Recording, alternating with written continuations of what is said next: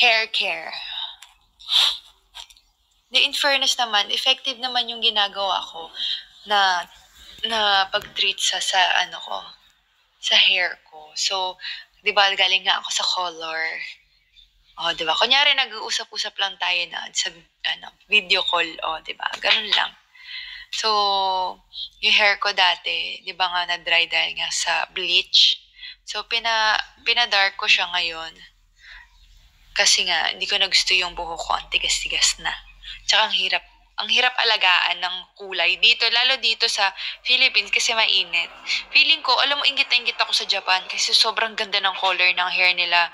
Kung ano yung kulay ng blonde, ganon yung, hindi nyo makikita yung naninilaw or nag-orange na ganon. Kung ano yung kulay ng blood, ganon talaga. So, nakakainggit. Syempre nga malamig doon, tsaka maayos yung shampoo, ganyan. Hindi masyadong matapang yung mga shampoo at conditioner nila. Kaya gustong-gusto ko ng Japanese hair care, 'Di ba, love? Ano ba? Parang ang bata dyan. Yun. So, ang ginagawa ko, bumili ako ng shampoo na Dayan. Oh, Diana May Carlos.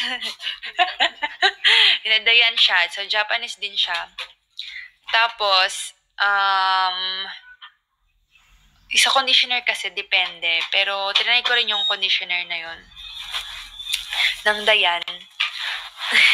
Sabi, bunot na naman si Toti. Yun, Dayan, tapos conditioner, yun. Pero ngayon, may tinatay ako ulit. So, sabi, maganda daw kasi sa hair, yung keratin, may keratin yung conditioner. So, yun yung ginagamit ko.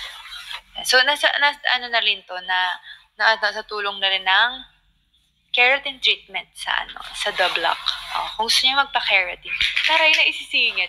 Gusto niyo magpa-keratin, punta lang po kayo sa The Block sa BGC po. Ayan.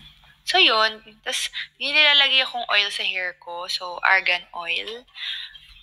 Yun. Tapos, pag kunyari, papatuyo ko ng hair, or lalo pag mag-blower, meron ako nilalagay sa anit. Yun. So, yung mga oil ko, ganyan, Japanese siya lahat. Kasi maganda siya sa hair. So, hindi ko alam kung maganda. Pero mukhang effective naman siya kasi hindi pa rin tumitigas yung hair ko. Tsaka humahaba siya.